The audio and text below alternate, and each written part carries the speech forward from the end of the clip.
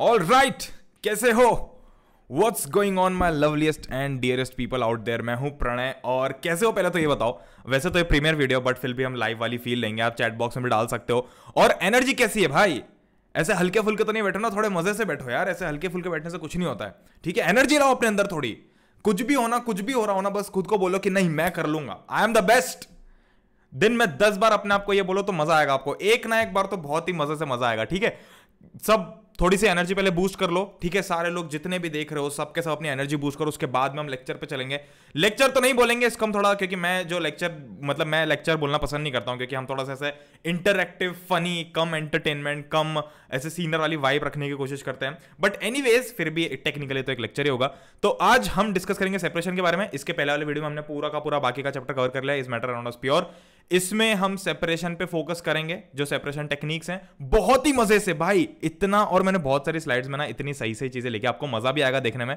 और आप इसको वीडियो को एक बार देख लोगे ना सलंग कंटिन्यूसली, तो I bet you can not forget this for the next 3 to 4 years for minimum, ठीक है? ऐसा देखेंगे। और इसके बाद में अगर आपने एनसीईआरटी एक बार रीड कर ली तो सोने पे सुहागा। उससे ज्यादा कोई आपसे जीवन में कुछ नहीं मांगेगा। इतना कर लोगे, एनसीईआरटी पढ़ लोगे तो भाई फोड़ दोगे।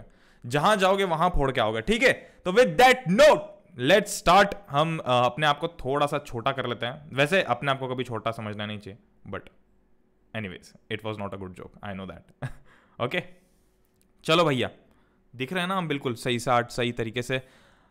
तो हमारा लेक्चर की स्लाइड हम स्टार्ट कर लेते हैं। All right people, welcome to Unacademy let's crack foundation and NTSC. ये जो चैनल है इस पे आपको बहुत सारे एजुकेटर्स पढ़ाते हैं, सीबीएसई और एनटीएससी दोनों के लिए। तो इससे अच्छा और क्या हो सकता है कि ये चैनल टोटली फ्री है।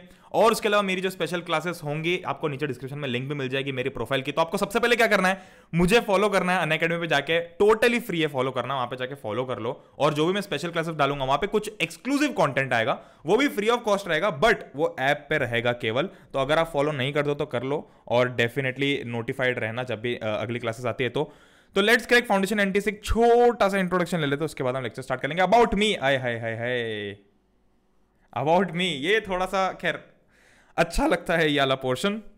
तो प्रणय चौहान मेरा नाम है, and I am an motivator, entrepreneur, educator and a senior more than a teacher. अगर आप पहली बार देख रहे हो तो इस बात को ध्यान रखो कि यहाँ पे हम ऐसे हाथ जोड़ के नहीं बैठते हैं, good morning students, today we will study about is matter around us pure. नहीं भाई, इतना थ्रिल है जीवन के अंदर, तो थोड़ा थ्रिल चैनल पे भी दिखाएंगे हम।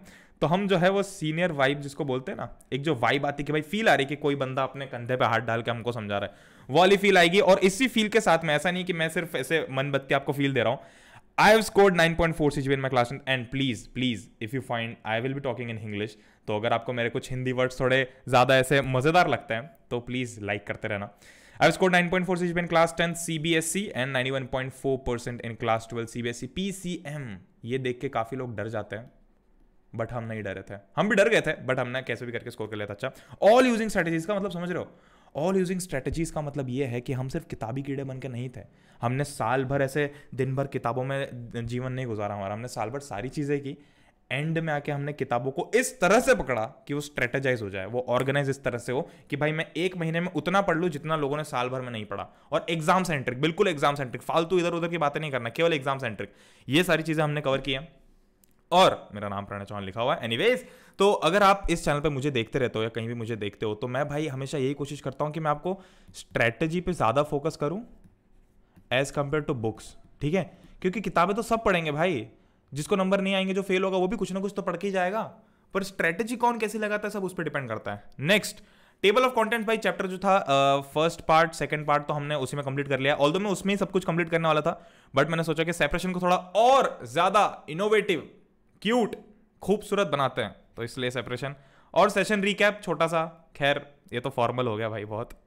चैनल की बात करते हैं, अनअकैडमी का जो ये प्लेटफॉर्म है, let's crack foundation and NTSC with India's largest learning platform, ठीक है? यहाँ पे आपको बहुत सारे फीचर्स है, ढेर सारी लाइव क्लासेस है आपके लिए। अभी अगर आप इसका सब्सक्रिप्शन लेते हो, आपके इसमें दो ऑप्शन है, आप या तो 9-10 तक का ले सकते हो, 10th 11th 12th ले सकते हो, या फिर आप पूरा 9 से लेकर 12 तक का ले लेते हो एक बार। उसकी प्राइस भाई इतनी सस्ती है, मैं आपको बताऊंगा। और उसके अलावा वो जो आपके कोचिंग सेंटर्स होते हैं ना, उनसे भी काफी, मतलब खैर कोचिंग सेंटर में आपको 1 साल की ही उससे डबल फीस लग जाएगी जितने आप एक बार में 4 साल कर लोगे, ठीक है। इसमें आपको देखो मटेरियल, पीडीएफ, लर्निंग मटेरियल सब कुछ देखने को मिल रहा है, सब कुछ, पीडीएफ, लर्निंग मटेरियल, ये वो सब कुछ। तो अगर हम डिस्क्राइब करें, और उसके पहले अनअकैडमी की लर्निंग ऐप डेफिनेटली डाउनलोड करना। इसमें बहुत सारा फ्री कंटेंट भी है, पेड कंटेंट भी है। पेड में अगर आप सब्सक्रिप्शन ले लो तो आपको बहुत सारा कंटेंट मिलता है, बट जो मेरी स्पेशल क्लासेस होंगी उसके लिए आपको इस पे आना पड़ेगा। उस पे हम काफी ज्यादा एंटरटेनमेंट भी करेंगे और साथ में हम और पढ़ाई भी करेंगे। तो अनअकैडमी लर्निंग ऐप को डाउनलोड करो जाके, टोटली फ्री। इतने सारे डाउनलोड्स भी हो चुके हैं उसके ऊपर।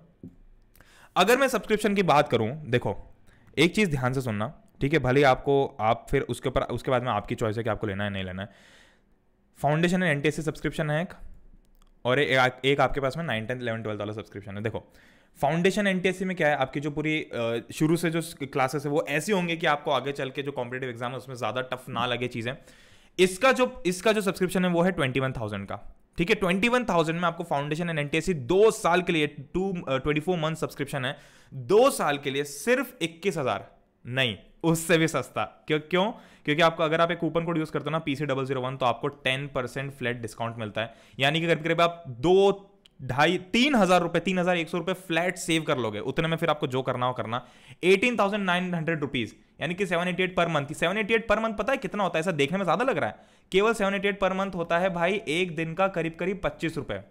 और एक दिन के 25 रुपए पता है क्या होता है? ये मोमोज की जो प्लेट होती है ना, वो होती है एक दिन के 25 रुपए वाली। तो एक दिन अगर आप एक एक्स्ट्रा मोमोज की प्लेट ले रहे हो, उसकी बजाय आप एक सब्सक्रिप्शन ले सकते हो ये वाला, ठीक है। और अगर आप 9th 10th 11th 12th चारों का, यानी कि ये वाला सब्सक्रिप्शन लेना चाहते हो, 2 टाइप के सब्सक्रिप्शन है इसमें भी, 10th 11th 12th, 9th 10th 11th 12th, ठीक है।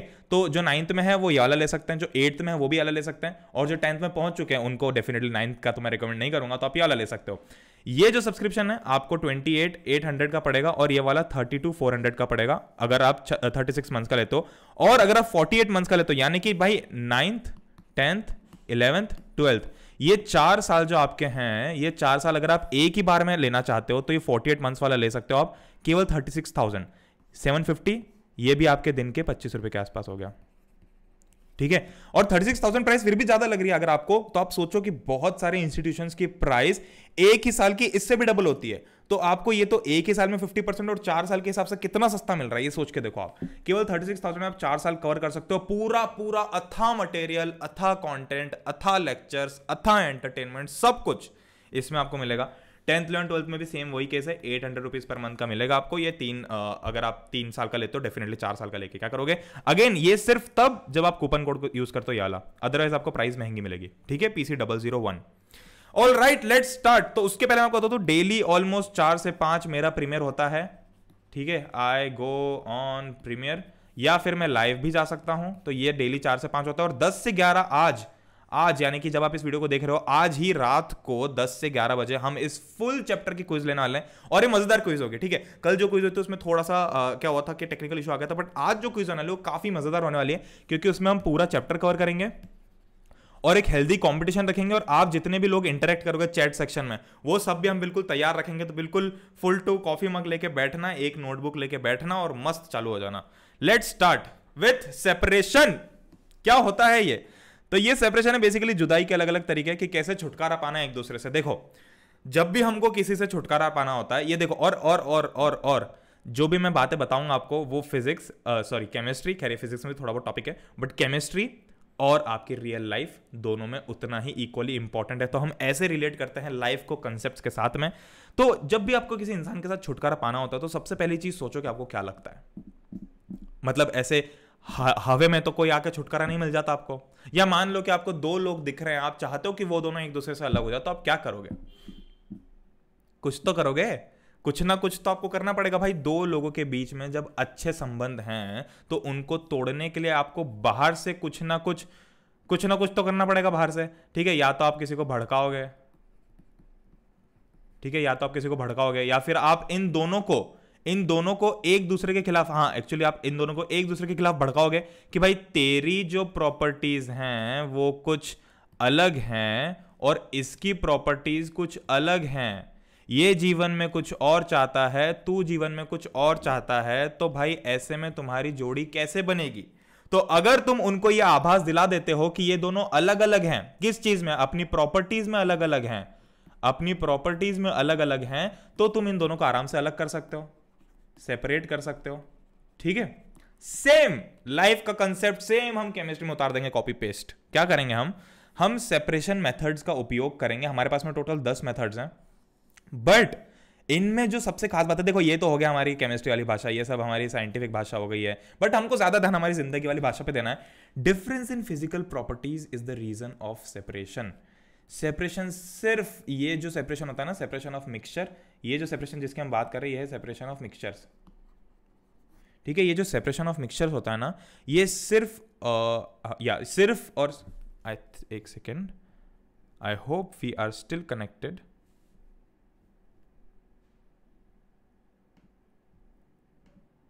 Yes, we are.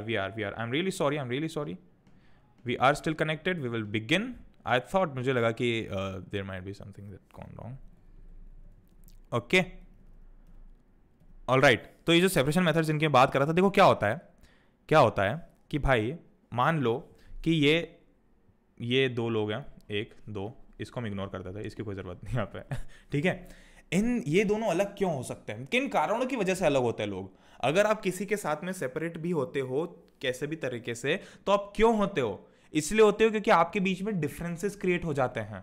ठीक है, ये एक ऐसा वर्ड है जो कि बहुत दिल दुखाने वाला है, बट डिफरेंसेस क्रिएट हो जाते हैं और ये डिफरेंसेस आपको अलग कर देते हैं एक दूसरे से। Same to same concept in सारे 10 पॉइंट्स में आपको देखने को मिलेगा। क्यों होगा? क्योंकि कहीं ना कहीं हर एक पॉइंट में डिफरेंस इन फिजिकल प्रॉपर्टीज देखने को मिलेगी। ठीक है, जो मिक्सचर है ना, मिक्सचर के जो अलग अलग चीजें, जैसे कि ये मिक्सचर है 4-5 चीजों का, इन 4-5 चीजों की जो प्रॉपर्टीज है ये सब अलग अलग होगी, इसकी अलग, इसकी अलग, इसकी अलग, इसकी अलग। इसके कारण सेपरेशन होता है। सबसे पहला देखो, डिफरेंसेस जो है, डिफरेंसेस किसके टाइप के होते हैं? देखो, दो लोगों के बीच में डिफरेंसेस कैसे हो सकते हैं? ठीक है, करियर डिफरेंस हो सकता है, ठीक है, या थिंकिंग डिफरेंस हो सकता है, दोनों लोग अलग अलग सोचते हैं, या फिर सोसाइटी डिफरेंस हो सकता है। ठीक है, दोनों लोगों की अलग अलग धारणा है, वो ठीक है, खैर बात की बात है। तो दरार कैसे पड़ सकती है? दरार इन कुछ 7 और इससे ज्यादा भी कारणों की वजह से पड़ सकती है। या तो डिफरेंस होगा बॉइलिंग पॉइंट में, यानी कि मिक्सचर की जो 3-4 कंपोनेंट्स हैं या जो 3-4 चीजें हैं, इनके बॉइलिंग पॉइंट्स में डिफरेंस होगा, तो हम इसको अलग कर देंगे। पार्टिकल साइज अलग होंगे तो अलग कर सकते हैं। अट्रैक्ट्स टू मैग्नेट, यानी कि मैग्नेटिक प्रॉपर्टी जो है वो अलग हो सकती है, तो हम इनको अलग कर सकते हैं। सब्लिमेंट होते हैं कि नहीं होते, ये वाली जो फिजिकल प्रॉपर्टी है इसके बेसिस पे हम अलग कर सकते हैं। वेट ऑफ पार्टिकल्स अलग कर सकते हैं, ठीक है, वेट या डेंसिटी, ठीक है, डेंसिटी अलग होगी तो कर सकते हैं। वॉलेटिलिटी, यानी कि कितने आसानी से इवेपोरेट हो पा रहा है, ये प्रॉपर्टी अलग कर सकती है। सॉल्युबिलिटी, यानी कि कौन सी चीज फटाफट घुल रही है, कौन सी चीज नहीं घुल रही है, ये अलग कर सकती है। इसी के साथ हम आते हैं पहली चीज के ऊपर, जो कि है फिल्ट्रेशन। सबसे आसान, देखो जो मैं चीजें बताने वाला हूं वो सिर्फ इसमें ही काम नहीं आएंगे, आपको नॉर्मल जीवन में तो आएंगे, बट मैं उस तरीके से बताऊंगा कि आपको एग्जाम में क्या करना है। ठीक है, स्कूल वाले आपसे क्या एक्सपेक्ट कर रहे हैं, आपके एग्जाम आपसे क्या एक्सपेक्ट करे, वहां कैसा आपको ज्ञान लिख के आना है, या वहां कैसा आप ज्ञान को याद कर सकते हो, रिकॉल कर सकते हो कि अरे हाँ प्रणय भैया ने ये बताया था, भैया नॉट सर, ओके व्हाटएवर, या प्रणय भी बोल सकते हो, not a big deal. Filtration की बात करें, फिल्ट्रेशन देखो, जितनी भी कैटेगरी, जितने भी 11 बताया ना मैंने, उन जितने भी 10 जो मैंने डिफरेंसेस 10 मेथड्स बताए, उसमें अलग अलग टाइप के डिफरेंसेस लगेंगे। ठीक है, तो फिल्ट्रेशन के केस में जो डिफरेंस का हम फंडा उपयोग करते हैं पार्टिकल साइज का, तो हमने क्या किया, हमने सोचा कि अबे ये जो सॉल्यूशन था, इस सॉल्यूशन के अंदर जो पार्टिकल्स है हमको उनको अलग अलग करना है। ठीक है, तो इनकी फिजिकल प्रॉपर्टीज में क्या डिफरेंस है, तो हमको पता चला ओ मैन, इनकी फिजिकल प्रॉपर्टीज में डिफरेंस ये है कि इनकी पार्टिकल साइज अलग है, पार्टिकल साइज अलग है। समझ रहे हो इसका मतलब? इसका मतलब ये हुआ कि इसके अंदर जो अलग अलग पार्टिकल्स हैं उनकी साइज अलग है, किसी पार्टिकल की साइज बड़ी है, किसी पार्टिकल की साइज छोटी है। तो हमने क्या किया, हमने भाई उठाया एक फिल्टर पेपर। फिल्टर पेपर क्या होता है, जो आपको चाय छानने वाली छलनी होती है ना, वैसे ही फिल्टर पेपर होता है। फिल्टर पेपर के जो पोर्स होते हैं, जैसे कि आपके छलनी के जो पोर्स है वो थोड़े बड़े बड़े होते हैं, ताकि आपका जो दूध पानी वगैरह वो सब इजीली निकल पाए उसके अंदर से। बट फिल्टर पेपर के जो पोर्स है वो कंपेरेटिवली काफी छोटे होते हैं। ठीक है, कंपैरेटिवली इसके जो पोर्स है, जो छेद होते हैं वो काफी छोटे होते हैं। तो जब भी आप सॉलिड एंड लिक्विड का मिक्सचर में उसके अंदर डालूंगा, तो फिल्टर पेपर क्या करेगा कि जिन भी चीजों की साइज बड़ी होगी, फिल्टर पेपर के जो छेद हैं अगर उससे किसी भी पार्टिकल की साइज बड़ी है तो वो उसके थ्रू पास तो कर नहीं पाएगा, तो वो सारे पार्टिकल्स इस फिल्टर पेपर के में रह जाएंगे और बाकी सब नीचे आ जाएंगे। तो मान लो फॉर एग्जांपल सबसे महंगा एग्जांपल, सबसे जो बड़ा एग्जांपल आता है वो है sand and water. Sand and water मुझे अलग करना है, मैं क्या करूंगा भाई, मैंने उसको ढोल दिया इसके ऊपर फिल्टर पेपर के ऊपर, ये यहां से ढोलते ढोलते नीचे गया। सैंड के जो पार्टिकल्स थे वो चूंकि बड़े थे तो ये फिल्टर पेपर में छलनी हो गए। सिंपल सी बात है भाई, जैसे हम छलनी से छानते हैं तो हमारी चाय की पत्ती के जो पार्टिकल्स होते हैं, जो मलाई होती है वो अलग हो जाती है। सेम उसी तरीके से यहाँ पर जो सैंड के पार्टिकल्स है वो सब यहीं रुक जाएंगे और पानी नीचे आ जाएगा। Simple, very simple. ठीक है, कैसे याद रखोगे? एग्जांपल इसका और बताऊं तो फिल्टर कॉफी, भाई क्या खूबसूरत लगती है फिल्टर कॉफी, इतनी प्यारी लगती है। मैंने खैर काफी टाइम से पी नहीं, बट फिल्टर कॉफी जो होती है उसको भी हम ऐसे करते हैं। देखो यहाँ पे ध्यान से देख रहे हो, ये दिख रहा है, ये वाला जो पोर्शन है ये एक्चुअली एक फिल्टर पेपर है। ठीक है, ये वाला ये फिल्टर पेपर है और इसमें से हम कॉफी डालते हैं और पानी डालते हैं। तो हम उसको इस टाइप से डालते हैं, उसकी टेक्निक ऐसे होती है कि धीरे धीरे वो घुलते जाए और धीरे धीरे फिल्टर होकर नीचे गिरते जाए। ठीक है, उस टाइप से वो फिल्टर कॉफी बनते। खैर अभी हम रेसिपी वीडियो तो बना नहीं रहे, तो इसलिए हम फिल्ट्रेशन में केवल इतना ही है। याद कैसे करोगे? देखो ये तो मैंने बता दिया, मैं जो भी टॉपिक्स आपको बताऊंगा ना उसके बाद में क्विक 1 मिनट के अंदर अंदर आपको बता दूंगा कि याद कैसे करना है। कैसे करोगे फिल्ट्रेशन? सबसे पहले नाम याद कैसे है? देखो ये जो मैं बताऊंगा बहुत ही लेमैन इंसान और टॉपर इंसान दोनों याद कर सकता है इस ट्रिक से। फिल्ट्रेशन, भाई क्या दिखा? फिल्टर, फिल्टर दिख रहा है, यानी कि क्या? फिल्टर पेपर यूज हो रहा है। फिल्टर पेपर यूज हो रहा है मतलब छलनी यूज हो रही है। छलनी कब यूज करते हैं? जब पार्टिकल साइज में डिफरेंस होगा। ठीक है, जब मलाई में डिफरेंस होगा, चाय के पत्ती के साइज में और जो दूध के पार्टिकल्स उसके साइज में डिफरेंस होगा, तभी हम छलनी यूज करते हैं। फिल्टर यूज किया, फिल्ट्रेशन से हमने इसको अलग कर दिया। एग्जांपल में क्या बोलोगे? सैंड एंड वाटर, बहुत ही सस्ता सा एग्जांपल है। ठीक है, very good. Next, evaporation. Evaporation के केस में जो डिफरेंस होता है वो होता है वॉलेटिलिटी का। ठीक है, ये डिफरेंस का उपयोग करते हैं। तो हमने क्या, देखो यहाँ पे हमने सोचा था कि अरे इनको अलग कैसे करें, इनके फिजिकल प्रॉपर्टीज में क्या डिफरेंस है? ओ, पार्टिकल साइज का है। तो यहाँ पर हम क्या सोचेंगे कि अरे इनकी फिजिकल प्रॉपर्टीज में ये जो हमने इसके अंदर, ये वॉच ग्लास के अंदर जो चीज़ें रखी हुई है, इनके बीच में फिजिकल डिफरेंस किस चीज़ का है? तो हमको क्या पता चला? ओ, वॉलेटिलिटी का डिफरेंस है, मिल गया। तो हम क्या करेंगे? देखो ये तो खैर एक एक्सपेरिमेंट है, मैं आपको एग्जांपल बताऊं तो कलर डायफ्रॉम इंक, यानी कि आपको जो इंक होती है ना, मैं आपको एक छोटी सी कोई चीज बताता हूं। कोई एक इंटरेस्टिंग चीज भी है ये कि आपकी जो इंक होती है ना, जो इंक की बॉटल आती है जिसमें से हम पहले फाउंटेन, खैर मुझे पता नहीं आप में से कितने लोगों ने यूज किए होंगे, बट मैंने फाउंटेन पेन काफी यूज किया था। उसकी इंक धुल जाती है तो काफी टाइम तक निकलती नहीं और मम्मी डांटती है, वो अलग। तो फाउंटेन पेन की जो इंक होती है ना, वो एक्चुअली जो इंक होती है वो कलर्ड नहीं होती। मान लो कि बहुत सारी ब्लैक इंक आती है, तो black ink is not black, उसमें बहुत सारे अलग अलग कलर्स मिक्स्ड होते हैं। ठीक है, अब इन कलर्स को कैसे अलग करते हैं? इन कलर्स को भी अलग कर सकते हैं हम, उसकी भी टेक्निक आने वाले मेथड्स में है, इसी वीडियो के अंदर है। बट हमने क्या किया कि यहां पर हमको, खैर कलर डायफ्रॉम इंक, यानी कि कलर डायफ्रॉम इंक को वॉलेटिलिटी के कांसेप्ट के थ्रू निकालेंगे। अभी इस चीज को इग्नोर करो जो मैंने इंक वाली बताई, वो आगे चल के हम डेडिकेटेड बताएंगे कैसे करोगे। देखो हमको ये एक्सपेरिमेंट एनसीईआरटी में दिया हुआ है, सेम टू सेम एनसीईआरटी में दिया हुआ है, यहां समझ लो, एनसीईआरटी में रीड कर लो, याद हो जाएगा, जीवन सवर जाएगा। वॉच ग्लास लिया, वॉच ग्लास के साथ कुछ नहीं, एक प्लेट जैसी चीज होती है, वॉच ग्लास मतलब ग्लास की एक थोड़ी प्लेट जैसी चीज होती है, उसके अंदर हमने डाली इंक। ठीक है, नीचे हमने क्या किया? नीचे हमने पानी डाला और बीकर डाला और पानी को हीट कर रहे। ध्यान रखो कि हम इंक को डायरेक्टली हीट नहीं कर रहे हैं। ठीक है, डायरेक्टली हीट इसलिए नहीं कर रहे क्योंकि फिर बॉइलिंग के केस में आ जाएगा। हमको प्रॉपर इवेपोरेशन चाहिए और उसको हमको थोड़ा सा और बूस्ट करना है। उस इवेपोरेशन को बूस्ट करने के लिए हम कोशिश करेंगे कि पानी जो है वो बीकर के अंदर रहे, डायरेक्ट कांटेक्ट ना बने और ये बस इसकी गर्माहट के थ्रू इवेपोरेशन होना चालू हो जाए जल्दी से। ठीक है, बस इतना ही कंसेप्ट है। अब देखो जब इवेपोरेशन होगा, वॉलेटिलिटी क्या होती है? कोई सी चीज जल्दी इवेपोरेट हो जाएगी। ठीक है, कोई सी चीज जल्दी इवेपोरेट हो जाएगी, कोई सी चीज देर से इवेपोरेट होगी। ठीक है, तो अब क्या हुआ यहां पे कि जो वेपर्स थे, यानी कि जो इंक थी हमारी, इंक के जो वेपर्स थे वो उड़ने लग गए। ठीक है, जो लिक्विड वाला पार्ट था इंक का, जो इंक के अंदर पानी था वो उड़ने लग गया, वो इवेपोरेट हो गया। अब वो वॉलेटाइल था इसलिए वो उड़ गया, बट यहां पर क्या बच जाएगा? जब ये पूरा का पूरा इवेपोरेट हो जाएगा तब यहां पे कौन सी चीज बचेगी? यहां पे हमारे डाई बच जाएंगे, सॉलिड डाई। ठीक है, ये हमारा सॉलिड डाई यहां बच जाएगा। तो जो लिक्विड इंक थी वो उड़ गई हवा में और जो हमारे पास में सॉलिड डाई था वो यहाँ पे बच गया। कैसे हुआ? इवेपोरेशन के थ्रू।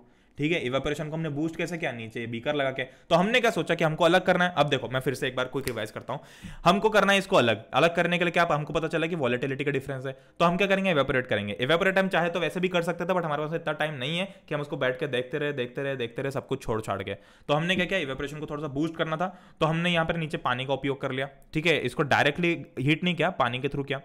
अभी यहां पर जो लिक्विड कंपोनेंट था इस इंक का वो उड़ जाएगा वेपर्स के फॉर्म में।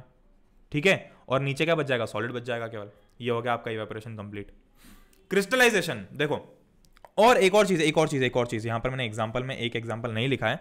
इवेपोरेशन का सबसे खूबसूरत एग्जांपल है सैंड एंड वाटर। ठीक है, सैंड एंड वाटर कैसे? जो हमारी जो सी होती है ना, जो बीच होता है ना, जहां पे ब्लू है, पानी पानी दिखता है, तो उस बीच में से जब हमको सॉल्ट निकालनी होती है, sorry I am really sorry, it's not sand, it's salt.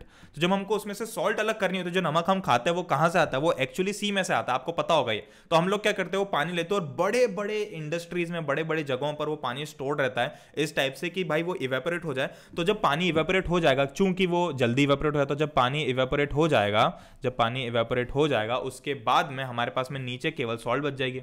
और इस सॉल्ट को हम फिर फिल्टर करके केमिस्ट्री के हिसाब से हम उसको केमिकल के थ्रू निकाल के उसकी जितनी भी बुरी चीजें वो सब निकाल के हम उसको यूज कर सकते हैं। ठीक है, क्रिस्टलाइजेशन देखो, क्रिस्टलाइजेशन अब इसमें भी आपको वॉलेटिलिटी दिखेगा, तो इससे पहले आप कंफ्यूज हो, मैं आपको बता देता हूं। It is almost same as evaporation, almost same, बस थोड़े से डिफरेंसेस है। क्या डिफरेंसेस है देखो मैं बताता हूं। क्या होगा देखो, हमने क्या किया, कॉपर सल्फेट एंड वाटर का एक सॉल्यूशन लिया। तो एक एग्जांपल क्रिस्टलाइजेशन का सबसे खूबसूरत एग्जांपल यही है जो आपको याद रखना है, कॉपर सल्फेट एंड वाटर। हमने क्या किया, कॉपर सल्फेट वाटर उठाए और कॉपर सल्फेट जो था हमारा उसका सॉल्यूशन बना लिया। देखो क्रिस्टलाइजेशन में हम क्या करते हैं, हम इसमें डेलिबरेटली चीजों को पानी के साथ मिक्स करते हैं। ठीक है, मान लो कि कोई ऐसी चीज है, कोई ऐसा मान लो कि मान लो कि मिट्टी है, खैर मिट्टी तो नहीं, बट मैं एग्जांपल के लिए बता रहा हूँ, इसको लिख के बताया ना। मान लो मिट्टी है ढेर सारी मेरे हाथ में, मुझे उसमें से ना कुछ कुछ चीजें अलग करनी है, उसमें कुछ इंप्योरिटीज अलग करनी है, तो मैं उसको जानबूझ के पानी में इवेपोरेट कर दूंगा, पानी में मिक्स कर दूंगा। क्योंकि जब पानी में मिक्स हो जाएंगे उसकी इंप्योरिटीज, तो क्या होगा कि जब पानी इवेपोरेट होगा तो पानी अपने साथ में कुछ कुछ इंप्योरिटीज लेके निकल जाएगा। ठीक है, मान लो कि यहां पर मान लो कि यहां पर दो टाइप की इंप्योरिटीज थी। मैंने क्या किया, मैंने इन दोनों टाइप्स की इंप्योरिटीज को पानी के अंदर डाला। ठीक है, ये हमारा पानी के अंदर डाला। अब मैं क्या करूंगा, इसको पानी के अंदर मस्त घोल दूंगा। इसको घोलने के बाद में क्या होगा कि जब पानी इवेपोरेट होगा तो हो सकता है कि ये रेड वाली जो चीज थी, रेड वाला जो कंपोनेंट था, ज्यादा वॉलेटाइल था या ज्यादा जल्दी इवेपोरेट होता था, तो पानी के साथ मिक्स होकर ये बाहर निकल जाएगा इवेपोरेशन में, और हमारे पास केवल ग्रीन वाला बचेगा। सिंपल सा यही फंडा है। तो हमने क्या किया, यहाँ पर चाइना डिश के अंदर कॉपर सल्फेट का एक सॉल्यूशन बनाया और सॉल्यूशन को रखा सेम जैसा हमने पहले इवेपोरेट किया था पानी की मदद से। हमने नीचे पानी रख दिया, डायरेक्ट कॉन्टेक्ट नहीं करा, देखो इसको ध्यान से, यहाँ पर डायरेक्ट कॉन्टेक्ट नहीं किया है, पानी नीचे रखा है और ऊपर कॉपर सल्फेट सॉल्यूशन है। थोड़ी देर बाद क्या होगा कि जब जब जैसे इवेपोरेशन होता जाएगा तो कॉपर सल्फेट सॉल्यूशन में से जो लिक्विड वाला पार्ट है वो बाहर हो जाएगा और हमको यहां पर क्रिस्टल्स मिल जाएंगे। तो बेसिकली अब इसको याद कैसे करोगे, इसको ऐसे याद करोगे। देखो पहले वाले को आप सैंड वाले के से याद कर सकते हो, सॉरी सैंड नहीं, सॉल्ट वाले, सॉल्ट एंड वाटर वाले के से याद कर सकते हो। इसको आप कैसे याद कर सकते हो, क्रिस्टलाइजेशन, भाई क्रिस्टल यहीं दिख रहा है, साफ क्रिस्टल दिख रहा है, और हम इससे क्या बना रहे हैं, कॉपर सल्फेट क्रिस्टल्स। तो क्रिस्टलाइजेशन की प्रोसेस में हमको बेसिकली बनाने क्रिस्टल्स, हम चाहते हैं कि हमको क्रिस्टल मिल जाए। तो जैसे चीज़ों को अलग अलग करने के अलग अलग टेक्निक्स है, वैसे क्रिस्टलाइजेशन है, हम चीज़ों को क्रिस्टल के फॉर्म में बना लेंगे। कॉपर सल्फेट को मैंने क्रिस्टल के फॉर्म में अलग कर लिया तो वो अलग हो गया और इंप्योरिटीज चली गई। ठीक है, तो ऐसे हम क्रिस्टलाइजेशन का यूज़ करते हैं, बड़ा ही सिंपल है। नेक्स्ट है भाई, ये मेरा फेवरेट है, मेरा favourite, magnetic separation. Magnetic separation क्या होता है, जो चुंबक होती है ना, बचपन में चुंबक से खेलते थे हम, जो मजा आता था उससे खेलने में, वही सेम चीज यहां पर फॉलो होती है। डिफरेंस किस चीज में, हमने सोचा कि अरे ये जो पाउडर्ड ओर है इसके अंदर बहुत सारी इंप्योरिटीज हैं, तो हमने सोचा कि ओ हम क्या कर सकते हैं, इनमें अलग कैसे कर सकते हैं। तो हमको पता चला इसकी फिजिकल प्रॉपर्टीज में डिफरेंस क्या है, ओ मैग्नेटिक नेचर का डिफरेंस है। कोई चीजें मैग्नेट को अट्रैक्ट करेंगी, कोई अट्रैक्ट नहीं करेंगी। इस चीज को मद्देनजर रखते हुए हमको ये पता चला कि हम एक टेक्निक निकाल सकते हैं मैग्नेटिक सेपरेशन की। देखो ये थोड़ी सी एडवांस चीज हो गई, इसका बहुत ही बेसिक सा एग्जांपल पता है क्या है, हमारी जो रेत होती है ना, मान लो कि आपने रेत के अंदर एक सुई छोड़ दी, ये एक या फिर मान लो एक छोटी सी कील छोड़ दी, जो नेल होता है ना हम जो दीवार में लगाते हैं वो छोड़ दिया, ये बहुत सारी सैंड के अंदर। अब आपको उस सैंड के अंदर ढूंढना है, तो या तो आप ऐसे अलग अलग करके देख सकते हो कि भाई कहां गया, या फिर आप अगर थोड़ा सा दिमाग लगाओ तो आप एक मैग्नेट लेके आ सकते हो। एक मैग्नेट को इसके पास लेके आओगे तो जो भी नेल था ऑटोमेटिकली चिपक जाएगा और सैंड वहीं की वहीं रह जाएगी। ऐसा क्यों हुआ, क्योंकि सैंड जो है वो मैग्नेट से नहीं चिपकती है, ये जो आयरन की जो नेल था, ये जो आयरन की नेल थी, ये चिपक जाती है मैग्नेट से। यही कंसेप्ट हमने यहां पर भी यूज किया। हमने यहां पर क्या यूज किया, हमने बोला कि भैया यहां पर हम पाउडर ओर डालेंगे तो यहां पर बहुत सारी इंप्योरिटीज है, ठीक है, यहाँ पे अलग अलग टाइप के, यहाँ पे आयरन भी मिल जाएगा आपको, कुछ ऐसे बहुत सारे मेटल्स भी मिल जाएंगे, और उसके अलावा कुछ और भी इंप्योरिटीज, डस्ट वगैरह भी मिल जाएगी। हमने क्या किया, पाउडर ओर यहाँ पर डाला, और ये जो व्हील है ना, ये एक कन्वेयर बेल्ट है, तो ये चल रहा है, घूमते जा रहा है। हमने यहाँ पर डाला, अब यहां से देखो ये चलना चालू हुआ। अब जब यहां तक पहुंचा ये, तो ये जो था ये एक मैग्नेटिक व्हील है। मैग्नेटिक व्हील का मतलब समझ रहे हो, जो काला वाला है ना, ये मैग्नेटिक व्हील है। अब क्या होगा कि जो भी चीजें मैग्नेट से चिपक जाएगी, मान लो कि आयरन को अलग करना है मुझे, तो आयरन जो है मैग्नेट से चिपक जाएगा, तो जो भी चीजें मैग्नेट से चिपक जाएगी वो यहां तक चिपकते चिपकते आएगी, यहां तक। एक सेकेंड, ये कुछ इस टाइप से चिपकी हुई आएगी कि यहां से चिपकते चिपकते चिपकते यहां तक आएगी, और फिर यहां से मैग्नेट छूट जाएगी, तो ये सब जितनी भी चीजें गिरेंगी वो सब यहां पे गिरेंगी। बाकी जो जितनी भी चीजें थी जो कि मैग्नेट को अट्रैक्ट नहीं करती, वो सब यहीं के यहीं गिर जाएगी। समझ रहे हो, वो मैग्नेट से तो अट्रैक्ट होनी, तो यहीं गिर जाएगी, और बाकी जो भी मैग्नेट से अट्रैक्ट हुई थी, those things, those particles will come in contact with this magnet, will attract to this magnet and will leave the contact from here and will get collected over here। तो हमको जो magnetic ओर था, जो जितनी भी चीजें मैग्नेट को attract करती थी वो यहां मिल गई, नॉन मैग्नेटिक वाली यहां मिल गई। Very simple, very simple. ठीक है, क्या क्या एक बार क्विकली अगर मैं आपको बता के बताऊं, खैर ये कॉपर बॉटल है, ये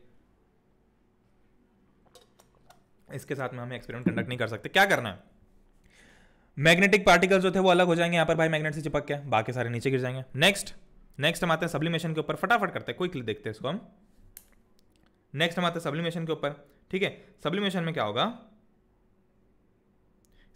क्या होगा, हमने क्या यहाँ पर डिफरेंस यूज किया, हमने डिफरेंस यूज किया सब्लिमेटरी वर्सेस नॉन सब्लिमेटरी। ये कैसे याद करोगे, हमको बस ये ध्यान रखना है सब्लिमेटरी नॉन सब्लिमेटरी। तो हमको यहाँ पर क्या मिल गया, सब्लिमेशन यहाँ मिल गया और सब्लिमेशन यहाँ भी मिल गया, तो हमको बस नाम से चीजों को याद करना है। ठीक है, ये कैसे करेंगे, कुछ चीजें होती है जो कि सब्लिमेटरी होती है, यानी कि डायरेक्टली अपने सॉलिड फॉर्म से वेपर में कन्वर्ट हो जाती है। जैसे कि अभी गणेश चतुर्थी थी, तो आपने बहुत सारी बार कैम्फर यानी कि कर्पूर होता है वो जलाया होगा, तो जब उसको जलाओगे तो वो लिक्विड में कन्वर्ट नहीं होगा, वो डायरेक्ट सॉलिड से वेपर फॉर्म में उड़ जाएगा, हवा में उड़ जाएगा, खुशबू बड़ी अच्छी होती है उसकी।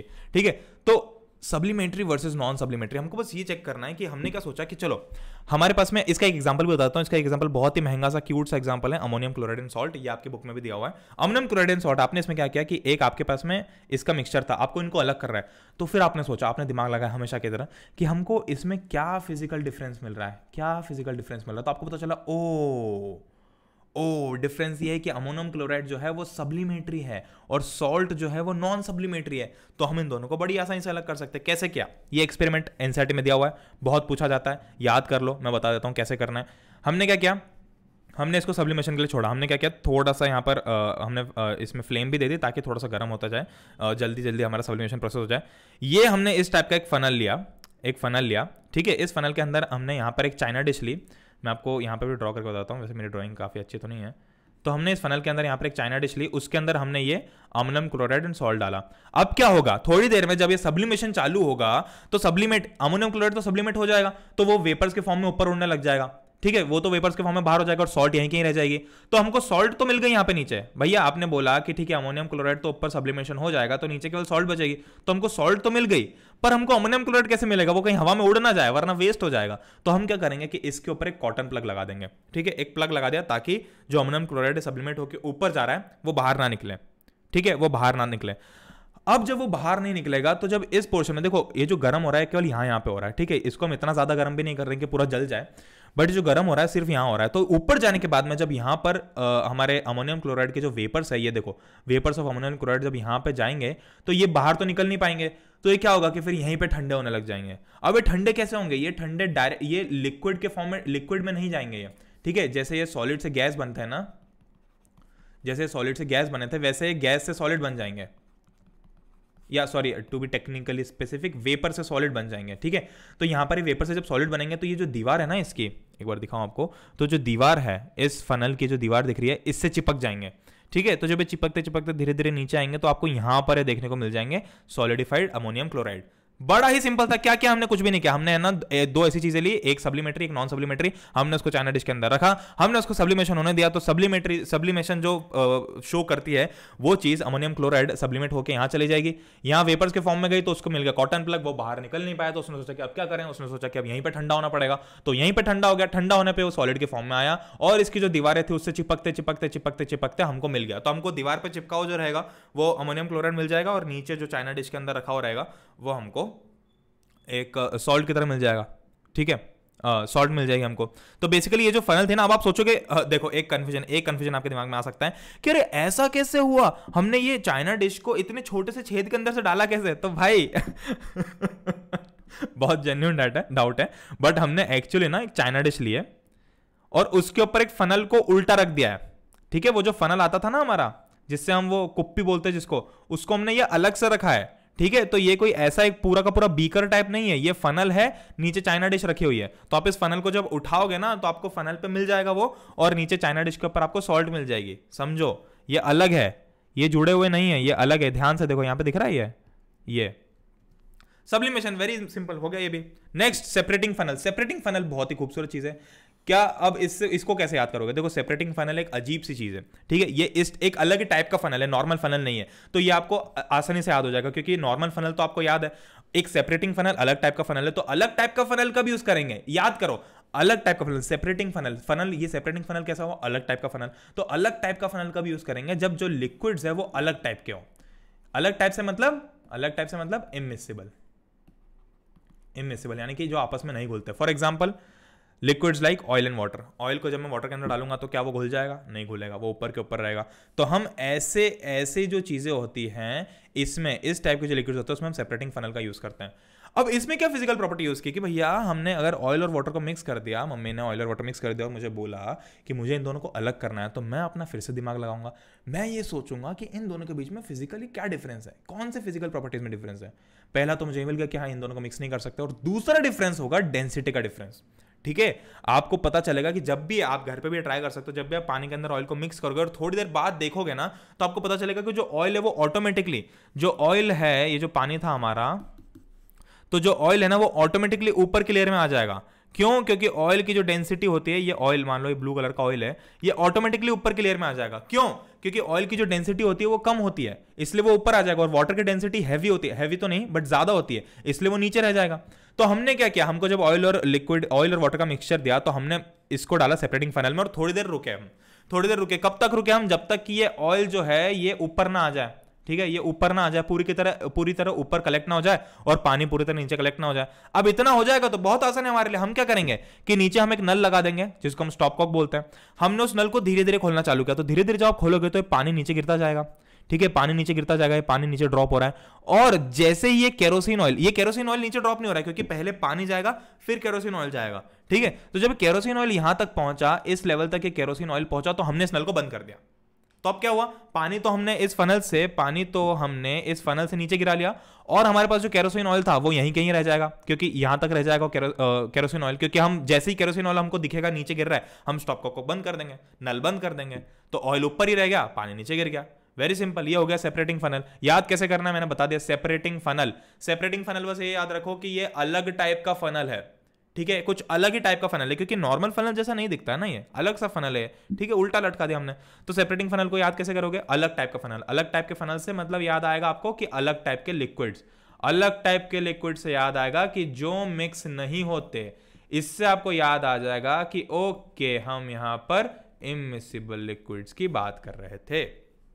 Next, distillation is again a very very important thing. Distillation के बारे में आपको बताता हूँ। Distillation is quite easy, but लोगों को बहुत डिफिकल्ट लगता है। बट हम डिस्टिलेशन को काफ़ी ईजी कंसेप्ट के थ्रू समझने की कोशिश करेंगे। कैसे करेंगे मैं बताता हूँ कैसे करेंगे। देखो, ऑल राइट, ये रहा डिस्टिलेशन। ओके, डिस्टिलेशन कब करेंगे? देखो, जब हमारे पास में डिफरेंस इन बॉइलिंग पॉइंट होगा। कैसे हमको भाई, अब देखो, जब इमिसिबल लिक्विड्स थे, यानी कि जब दोनों लिक्विड्स मिक्स नहीं हो रहे थे, तब तो हमने ये यूज कर लिया, क्योंकि वो दोनों मिक्स नहीं हुए तो वो दोनों अलग अलग निकल जाएंगे और ये अलग ही रह जाएगा। बट इन केस मान लो कि कोई ऐसा लिक्विड है, कोई दो ऐसे लिक्विड्स हैं जो कि बहुत ही प्रेम से घुल मिल गए। अब आप उनको सेपरेटिंग फनल टेक्निक से यूज तो कर नहीं सकते हो, क्योंकि जब वो पूरी तरह से अच्छे से मिल गए तो आप उनको अलग अलग करके नहीं निकाल सकते। तो आपको कुछ तो और उपयोग करना पड़ेगा। तो तब हम यूज करते हैं डिस्टिलेशन प्रोसेस का। और डिस्टिलेशन प्रोसेस किस चीज का फायदा उठाती है? इनके डिफरेंस का, जो कि होता है बॉइलिंग पॉइंट में, ठीक है। जब भी मैंने मान लो दो लिक्विड्स, वाटर और एसीटोन, हम वही एग्जांपल लेते हैं जो एनसीईआरटी में दिया है, उससे आपको याद भी हो जाएगा, वाटर और एसीटोन, ठीक है। जब भी हम दो मिक्सेबल लिक्विड्स वाटर और एसीटोन को ले लेते हैं, अब इनको मिक्स कर दिया, अब हमको इन दोनों को अलग करना है। तो इन दोनों को अलग हम कैसे करेंगे? हम लिखेंगे इनका डिफरेंस इन बॉइलिंग पॉइंट। इन दोनों में जो डिफरेंस इन बॉइलिंग पॉइंट है, उसके कारण हमको ये दोनों अलग अलग मिल जाएंगे। कैसे? एसीटोन जो होगा, वाटर जो होगा, अब ये दो लिक्विड्स जो हैं, इन दोनों में से कोई सी एक लिक्विड जल्दी बॉयल होना चालू हो जाएगी। देखो मैं आपको बताता हूं, जब भी आप दो लिक्विड्स को मिक्स करते हो तो वो जब बॉयल होगा ना, तो वो अलग अलग टाइम पे होगा, ठीक है। उसमें जो लिक्विड्स है वो बॉइलिंग पॉइंट के थ्रू अलग हो जाएंगे। उनको पता चलेगा कि कोई हमको भड़का रहा है नहीं, जैसे बॉइलिंग पॉइंट के नाम पे, तो हम जिसकी भी बॉइलिंग पॉइंट कम होगी, जो जल्दी बॉयल हो जाएगा वो फटाफट बॉयल होकर बाहर हो जाएगा, और जिसका बॉइलिंग पॉइंट थोड़ा ज्यादा होगा वो धीरे धीरे बॉयल होगा या वो बाद में बॉयल होगा, तो वो वहीं रह जाएगा। सेम हमने प्रोसेस यहाँ पे यूज किया, ठीक है। ये फिगर को भी याद करवा दूंगा मैं आपको अच्छे से बता के, अगर आपको समझ में आ जाएगा तो फिगर याद करना कोई बड़ी बात नहीं है। क्या क्या यहाँ पर हमारे पास mixture of acetone and water है। हमने क्या किया, इसको बॉयल करना चालू किया, यहाँ से हम मस्त इसको चेता रहे हैं ऐसे आग से। अब क्या हुआ कि बॉयल होना चालू हो जाएगा, ठीक है। हम इसको धीरे धीरे टेम्परेचर बढ़ा रहे हैं, ठीक है, धीरे धीरे टेम्परेचर बढ़ाते आ रहे हैं। तो एक टेम्परेचर ऐसा आएगा जिसपे एसीटोन जो है वो बॉयल होना चालू हो जाएगा, क्योंकि एसीटोन का बॉइलिंग पॉइंट वाटर से कम होता है, ठीक है। ये वाटर से जल्दी बॉयल होने लग जाता है, कम टेम्परेचर पे बॉयल होने लग जाता है। तो जब हम इसको, जब ये एसीटोन बॉयल होने लगेगा तो हम क्या करेंगे कि हम यहां से ये जो फनल थी इसको ब्लॉक कर लेंगे। अब इनको निकालने कैसे, देखो एसीटोन बॉयल हुआ, वेपर्स के फॉर्म में गया, वेपर्स के फॉर्म में जब वो यहां जा रहा था अच्छा वाला, तो उसको ये मिल गया, ठीक है। यानी कि यहां पर हमने इसको बंद कर रखा है ऊपर से, ये वाला जो बीकर था इसको हमने ऊपर से बंद कर रखा है। तो अब क्या होगा कि यहां पर एक छेद था, अब इसके वेपर्स कहां जाएंगे फिर, देखो यहां तो जा नहीं सकते, नीचे वापस आ नहीं सकते, कि नीचे से तो बॉयल होकर ऊपर आ रहे हैं, तो जाएंगे कहां, जाएंगे यहां। हमने साइड से इसको अटैच कर दिया, एक एपैरेटस अटैच कर दिया, उसके थ्रू जो इसके वेपर्स थे वो यहां से आएंगे, और यहां से जब आएंगे तो ये जो दिख रहा है ना क्लैंप, ये एक्चुअली ये वाला जो पोर्शन है, ये एक वाटर कंडेंसर है। यानी कि ये जो वेपर्स थे उनको ठंडा करके लिक्विड के फॉर्म में बना देगा, ठीक है। तो क्या हुआ, एसीटोन के वेपर्स जा रहे थे, तो यहां से जगह मिले नहीं निकलने की, तो फिर इधर से निकले बेचारे। फिर जब इधर से निकल रहे थे तो उसको यहां पे वाटर कंडेंसर मिला। वाटर कंडेंसर ने क्या किया कि इसको धीरे धीरे लिक्विफाई करना चालू कर दिया। तो यहां पे जो भी चीज लिक्विफाई हो रही है वो लिक्विफाई होकर यहां पे नीचे गिर जाएगी, ठीक है। यहां पर देखो कोल्ड वाटर, इन ठंडा पानी यहां पे से अंदर जा रहा है, ताकि वो जो लिक्विफाई हो रहा है वो यहां पे नीचे हमको गिरता हुआ मिल जाए। तो ये हमारे पास में हो गया एसीटोन अलग, और ये हमारे पास में वाटर अलग। क्या किया, बहुत ही सिंपल सी चीज थी, वाटर एसीटोन था, वेपर्स गए, यहां से गया एसीटोन जो था वो यहां पे आकर ठंडे हो गए उसके वेपर्स। यहां पे जब वाटर आउटलेट, वाटर कंडेंसर था, उसने जो इसके जो वेपर्स थे एसीटोन के, उनको ठंडा कर दिया, लिक्विड में कन्वर्ट कर दिया, इधर गिरा दिया, तो ये आ गया एसीटोन। और वाटर तो हमारे यहीं कहीं है, क्योंकि उसका बॉइलिंग पॉइंट काफी ज्यादा है, वो ज्यादा टेम्परेचर पर बॉयल होगा, और हमने अभी तो कम ही टेम्परेचर रखा है एसीटोन के हिसाब से। खत्म, डिस्टिलेशन बस इतना ही है, कंफ्यूज होने की कोई जरूरत नहीं है। अब एक चीज आती है जो कि होती है फ्रैक्शनल डिस्टिलेशन। ये सेम टू सेम वही चीज है, बस इसमें फर्क क्या है कि जो बॉइलिंग पॉइंट में डिफरेंस है वो 25 केल्विन या 25 डिग्री सेल्सियस से कम होगा।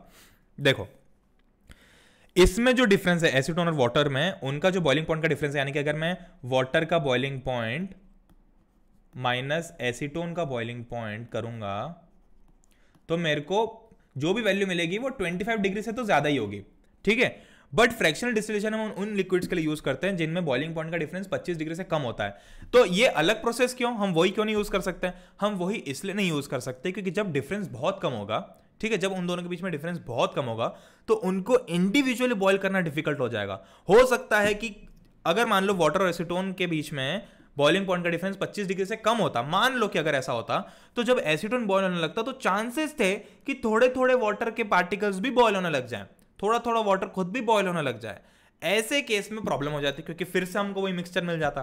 तो तब इस टाइप के केस में जब डिफरेंस 25 डिग्री से कम होता है तो हम यूज करते हैं एक प्रोसेस जिसका नाम है फ्रैक्शनल डिस्टिलेशन। उस प्रोसेस में हम क्या करते हैं कि सेम टू सेम प्रोसेस है भाई। देखो फिगर भी सेम है, फिगर में कंफ्यूज नहीं होना, फिगर भी सेम है पूरी तरह से, बस आपको एक डिफरेंस मिलेगा, वो है इस चीज का। भैया ये क्या बलाय है, ये क्या चीज है, ठीक है। तो ये जो आपको दिख रहा है ना, ये जो छोटे छोटे कण दिख रहे हैं यहाँ पे, छोटे बॉल्स टाइप के पार्टिकल्स दिख रहे हैं, ये क्या करेंगे कि जैसे मान लो कि किसी दो लिक्विड्स का मिक्सचर था, ठीक है, दो मिसिबल लिक्विड्स थे, लिक्विड ए लिक्विड बी, ठीक है। यहां पर लिक्विड ए का जो बॉइलिंग पॉइंट है वो कम है और लिक्विड बी का बॉइलिंग पॉइंट जो है वो ज्यादा है, यानी कि ए जल्दी बॉयल होगा और बी देर से बॉयल होगा। हालांकि ये जो डिफरेंस है 25 डिग्री से कम ही है, ठीक है, इसलिए हम फ्रैक्शनल डिस्टिलेशन यूज कर रहे हैं। तो अब क्या होगा, जो ए वाला लिक्विड है उसका बॉइलिंग पॉइंट तो कम है, तो वो तो बॉयल होगा और वो बॉयल होकर यहाँ से भी निकल जाएगा क्योंकि उसका बॉइलिंग पॉइंट कम है, कम पॉइंट पे वो फटाफट बॉयल हो रहा है, कम पॉइंट पे फटाफट बॉयल हो रहा है, एनर्जी से बॉयल हो रहा है, उसके वेपर जो एनर्जी से जा रहे हैं। तो ये जो फ्रैक्शनेटिंग कॉलम था, इसके बीच जितने भी हमने पार्टिकल्स रखे थे उनके थ्रू वो इजीली पास हो जाएगा, और जैसे ही वो यहाँ पहुंचा, इस पोर्शन पे ऊपर पहुंचा, वह वापस से सेम प्रोसेस हो जाएगी जैसे यहाँ पे हुई थी, जैसे यहाँ पे हुई थी वैसे सेम प्रोसेस यहाँ पे हो जाएगी, सेम तरीके से वो ठंडा होकर निकल जाएगा। बट किसी एक, जैसे मान लो कि ए किसी टेम्परेचर पे बॉईल हो रहा है, तो बी का जो बॉइलिंग पॉइंट है वो हालांकि थोड़ा सा ज्यादा है, बट स्टिल चूंकि डिफरेंस ज्यादा नहीं है, बी भी हल्का हल्का बॉईल होने लग जाएगा। तो ए जब बॉईल हो रहा है तो बी भी हल्का हल्का बॉईल होने लग जाएगा, हालांकि वो उतनी एनर्जी से, उतनी एफिशिएंसी से बॉईल नहीं होगा जितना ए हो रहा है। ठीक है, तो जब बी बॉईल होगा ना, तो धीरे धीरे जो बी के जो वेपर्स हैं वो फ्रैक्शनेटिंग कॉलम तक जाएंगे, बट इसको पास थ्रू नहीं कर पाएंगे। क्यों नहीं कर पाएंगे? क्योंकि जो बी का बॉइलिंग पॉइंट है, ये जो टेम्परेचर हमने सेट किया है वो बी के बॉइलिंग पॉइंट से थोड़ा सा कम है, तो थोड़े थोड़े वेपर्स तो बनेंगे, बट वो उतनी एनर्जी से, उतने ज्यादा ऐसे भरमार के साथ नहीं निकलेंगे जितने ज्यादा ए के निकल रहे हैं। ठीक है, तो बी के जो थे वो वापस से यहाँ पे फ्रैक्शनेटिंग कॉलम में जाएंगे, और यहाँ पे जो थे यहीं पे रह जाएंगे, इससे ऊपर जा नहीं पाएंगे, तो फिर से वो ठंडे होकर नीचे गिर जाएंगे।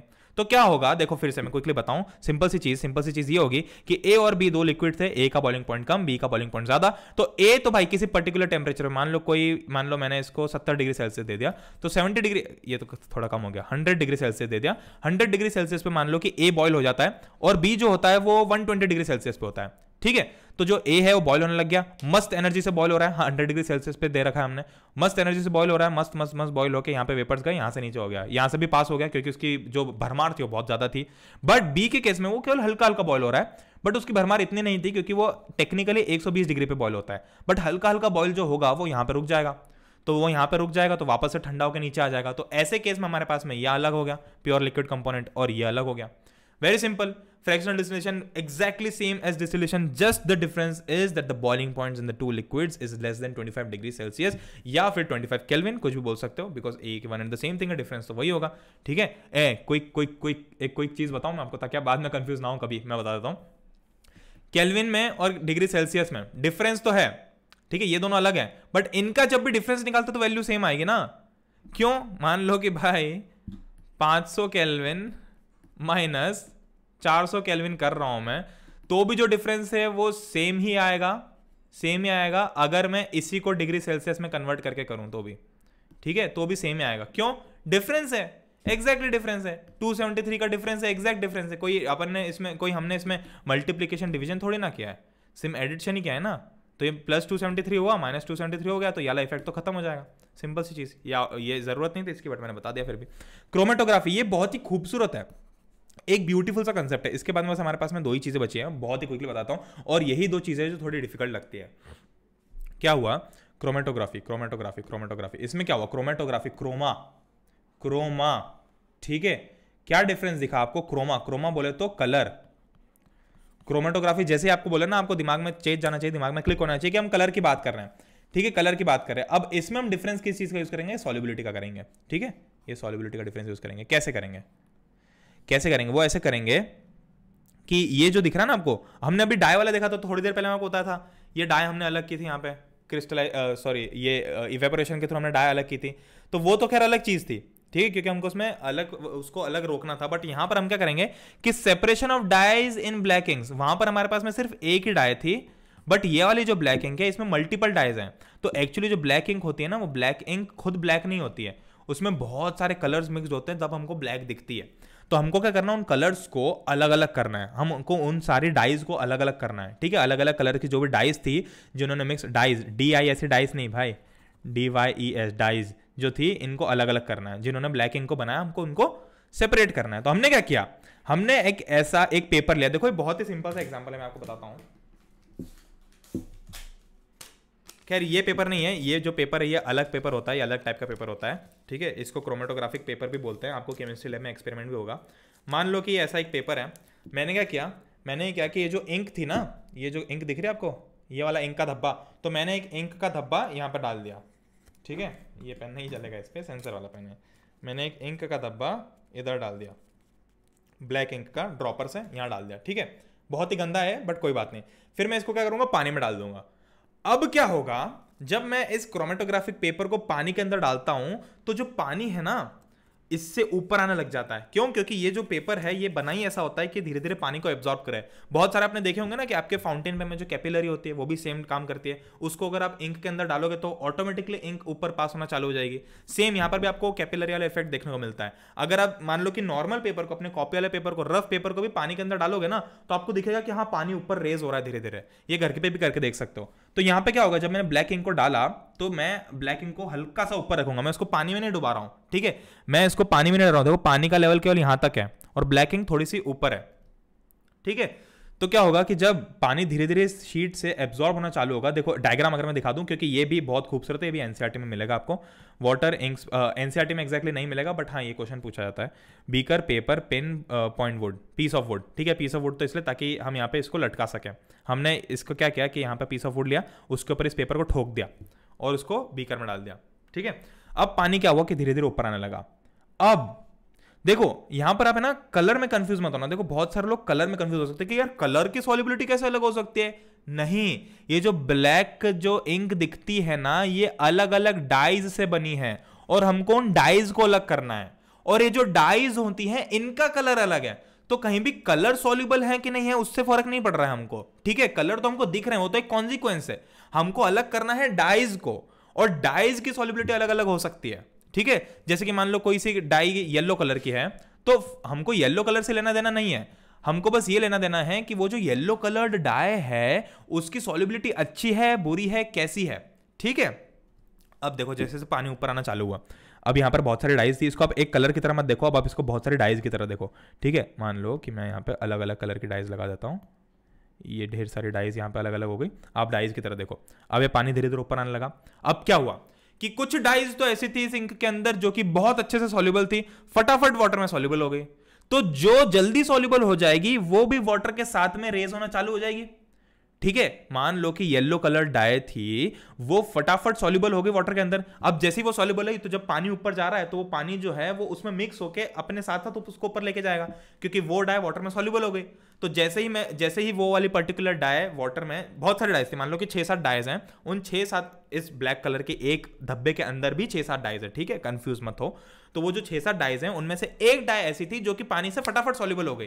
तो जैसे जैसे पानी तो ऊपर जा रहा है, पानी को कोई फर्क नहीं पड़ रहा, पानी को कोई लेना देना नहीं है कि तुम डिजोल्व हो रहे हो नहीं हो रहे हो, मैं तो भाई इस पेपर के साथ में ऊपर चलूंगा।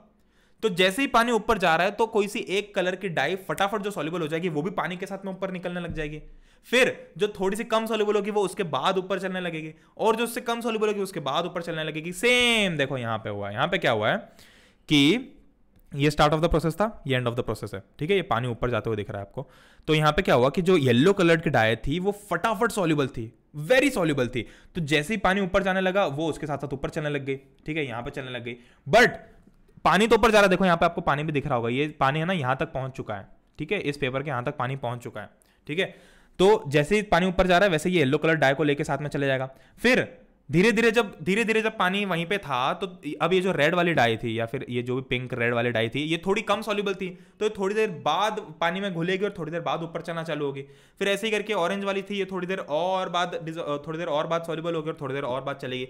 वैसे ये ब्लू वाली वॉलेट वाली जो थी वो थोड़ी और टाइम लगाएगी, ये पर्पल वाली थोड़ा और टाइम लगाएगी, और फाइनली जो ग्रे वाली डाई थी वो और कम टाइम लगेगी क्योंकि सॉल्युबिलिटी बहुत कम है, ठीक है। समझ रहे हो? कुछ भी नहीं, सिंपल सी बात है कि येलो वाली जो थी वो जल्दी सॉल्युबल हो गई तो जल्दी पानी के साथ घुल के ऊपर बाहर हो गई, तो ये अलग हो गई ना, यहाँ पे सेपरेट हो गई। रेड वाली थी उसको थोड़ा सा टाइम लगा तो वो अलग यहाँ पे सेपरेट हो गई, ऑरेंज वाली थोड़ी अलग सेपरेट हो गई, वॉलेट वाली थोड़ी अलग सेपरेट हो गई, ये अलग सेपरेट हो गई, ये अलग सेपरेट हो गई। Very simple. अब इसको याद कैसे करोगे? क्रोमेटोग्राफी, मैंने आपको बताया क्रोमेटोग्राफी से आपको याद आएगा कलर से आपको याद आना चाहिए ये वाला डायग्राम। मैं आपको पूरा वॉक थ्रू बता रहा हूं कि आपको अपने दिमाग में कैसे बिठानी चीजों को, ठीक है। कलर से आपको याद आएगा ये डायग्राम, ये वाले डायग्राम से आपको याद आएगा ये पेपर, ये कलर्स और ये सब। तो यहां पर आपको याद आ जाएगा कि हमने एक ब्लैक कलर का धब्बा लिया था, धब्बा, ठीक है। ये धब्बा लिया था हमने ब्लैक कलर का, जिसमें अलग अलग डाइज इन्वॉल्व थी, मिक्स्ड थी। हमने इनको अलग कर लिया क्रोमेटोग्राफी से। Very simple. सॉल्युबिलिटी का डिफरेंस यूज किया हमने इसमें। जो जल्दी सॉल्युबल वो जल्दी ऊपर निकल जाएगा, जो धीरे से सॉल्युबल वो धीरे से ऊपर जाएगा, थोड़ी देर बाद पहुंच जाएगा। Very simple. Next, last but not the least, centrifugation. ये सेंट्रीफ्यूगेशन एक ऐसी चीज है जो कि लोगों को पता नहीं क्यों इतना कंफ्यूज करती है। नाम सुन के डर जाते हैं। भाई नाम सुन के नहीं डरना है, मैं आपको बताता हूं इसको कैसे याद करोगे। सेंट्रीफ्यूगल फोर्स का नाम किसने सुना है? सेंट्रीफ्यूगल फोर्स का नाम सुना है तुम लोगों ने? सेंट्रीफ्यूगल फोर्स क्या होता है कि जब हम बचपन में हम क्या करते थे, बचपन में एक रस्सी के अंदर जब एक पत्थर को बांध देते थे, या फिर किसी एक बड़ी रस्सी को जिसके आगे एक नॉट बंधी हुई है उसको ऐसे गोल गोल हवा में घुमाते थे, और पीछे से मम्मी पापा चिल्लाते थे कि ऐसा मत करो, लग जाएगी लग जाएगी। वैसे to be a very gentle reminder, मुझे थोड़े दिन पहले ऐसे करके लग गई, तो ये हरकत घर पे करो तो ध्यान से करना। जब उसको घुमाते जा रहे हो घुमाते जा रहे हो घुमाते जा रहे हो और आप उसको छोड़ोगे तो वो किस साइड जाएगा? आपके पास आएगा? नहीं, वो आपसे दूर जाएगा। देखो जैसे कि ये लड़की है, इसका नाम दे देते हैं हम पिंकी। ये जो पिंकी दीदी हैं, पिंकी दीदी ने क्या किया, इसको घुमाना चालू किया, जोर जोर से घुमा रही है, ऐसे घुमा रही है घुमा रही है घुमा रही घुमा रही है, और यहां पे लाके इन्होंने छोड़ दिया, हाथ से छोड़ दिया। तो ये जो है, ये जो पत्थर या जो कुछ भी, पता नहीं क्या घुमा रही है, जो कुछ भी घुमाया वो इधर छूट जाएगा, ठीक है, बाहर की तरफ निकल जाएगा। तो इसी को हम बोलते हैं सेंट्रीफ्यूगल फोर्स, ठीक है। और जो सेंट्रीफ्यूगेशन का कंसेप्ट है, और एक सेंट्रीपिटल फोर्स भी होता है। तो centripetal force is nothing, centripetal and centrifugal forces, ये दो टाइप के फोर्सेस होते हैं, कंफ्यूजिंग होते हैं बहुत सारे बच्चों के लिए। तो centrifugal and centripetal forces are nothing but the reaction to each other. Centrifugal force को रिएक्शन में आप सेंट्रीपिटल मान सकते हो, सेंट्रीपिटल का रिएक्शन सेंट्रीफ्यूगल मान सकते हो, ठीक है। तो ये जो फोर्स आप बाहर की तरह लगा रहे हो, बाहर की जगह पे लगा रहे हो, तो वैसे ही every force is an equal and opposite reaction. On that note, हम forces and laws of motion बहुत जल्दी कवर करने वाले हैं स्पेशल क्लासेस के ऊपर। तो अगर आप मुझे फॉलो नहीं करते हो तो प्लीज जाके करो, ठीक है, मुझे फॉलो करो। वहां पे स्पेशल क्लासेस आएंगी, फ्री में पढ़ाएंगे वहां पे। ये घुमा रहे थे, तो ये एक फोर्स बाहर की तरफ लग रहा है जो बबीता लगा रही है, और एक फोर्स सॉरी पिंकी लगा रही है, और एक फोर्स ये जो पत्थर था ये भी लगाएगा, क्योंकि every force an equal and opposite reaction. तो ये जो फोर्स लगा गया अंदर के डायरेक्शन में लगाएगा, ठीक है। Oh I don't know what happened. All right all right all right, काफी ऊपर आ गए हम, ठीक है। तो ये ऐसे फोर्स लगाइए। तो हमने सोचा कि यही कंसेप्ट यूज करते हैं। अब ये कंसेप्ट कहां यूज आता है? ये जनरली आता है लैबोरेटरीज के अंदर। लैबोरेटरीज के अंदर कैसे यूज आता है? लैबोरेटरीज के अंदर ऐसे यूज आता है कि हमको जब भी सेल्यूलर एलिमेंट्स फ्रॉम ब्लड अलग करने होता है तो हम इसको यूज करते हैं। हम इसको यूज कैसे करते हैं? देखो बहुत ही सिंपल तरीके से बता देता हूं। हम क्या करते हैं, टेस्ट ट्यूब लेते हैं और उसको एक मशीन के अंदर डालते हैं, ठीक है। जैसे डॉक्टर साहब इस मशीन के अंदर इन टेस्ट ट्यूब्स को डाल रहे हैं, 3-4 टेस्ट ट्यूब डाल सकते हैं आप यहाँ पर, ठीक है। इसको हम रोटर बोलते हैं, इसके अलग अलग नाम होते हैं, बट इसको आप रोटर भी बोल सकते हो, जैसे कि या रोटर बोलते हैं हम इसको। इस पूरे डिवाइस को हमने इसमें 4 टेस्ट ट्यूब डाल दिया, ठीक है। उन सब में अलग अलग चीजें हैं। तो हमको क्या करना है, उस टेस्ट ट्यूब के अंदर जो कंपोनेंट, मान लो कि हमारा खून है, ब्लड है उसके अंदर, ब्लड यार रेड कलर का होता है, हम ऐसे बिना फील के काम नहीं करते, तो हम पूरी फील के साथ करेंगे। इसके अंदर हमारा ब्लड था। अब ब्लड के अंदर, ब्लड क्या ऐसा तो होता नहीं कि पानी है भाई, कि हमने ऐसे निकाल दिया उसके अंदर डाल दिया तो पानी मिल गया, नहीं, उसके अंदर भी बहुत सारी चीजें मिक्सड होंगी। उसके अंदर क्या होता है, उसके अंदर भाई सेल्यूलर एलिमेंट्स होते हैं, ठीक है, अलग अलग टाइप के सेल्यूलर एलिमेंट्स होते हैं। तो हमको क्या करना है, उन सेल्यूलर एलिमेंट्स को अलग करना है, और हमको खून को अलग करना है, ब्लड को अलग करना है, ठीक है, ठीक है। तो अब क्या करेंगे हम, अब क्या करेंगे, हमको अलग अलग करना है। तो हमने ये सारे टेस्ट ट्यूब्स को इसके अंदर डाला, और फिर ये जो मशीन है बहुत स्पीड से घूमेगी, बहुत स्पीड से घूमेगी। घूमेगी मतलब कैसी घूमेगी, ये जो टेस्ट ट्यूब्स है ना इवन टेढ़े हो जाएंगे। जब हम किसी चीज को बहुत जोर से घुमाएंगे तो ऐसे टेढ़ी हो जाएगी, ठीक है। हम झूला झूलते हैं ना, जब हम झूले में झूलते हैं, जब हम वो गोल वाला झूला होता है, हॉर्स वाला, जिसपे, या हॉर्स वाला भी नहीं, नॉर्मल वाला, तो जब वो घूमता है तो हम सब लोग ऐसे, जो पहले ऐसे बैठे थे वो सब अपने आप ऐसे टेढ़े होने लग जाते हैं ना झूले के साथ में। जब ऐसे गोल गोल घूम रहा है झूला तो हम ऐसे जो थे धीरे धीरे तो ऐसे ही घूमेंगे, बट जब स्पीड बढ़ेगी तो हम खुद ऐसे टेढ़े होने लग जाएंगे उसके साथ साथ।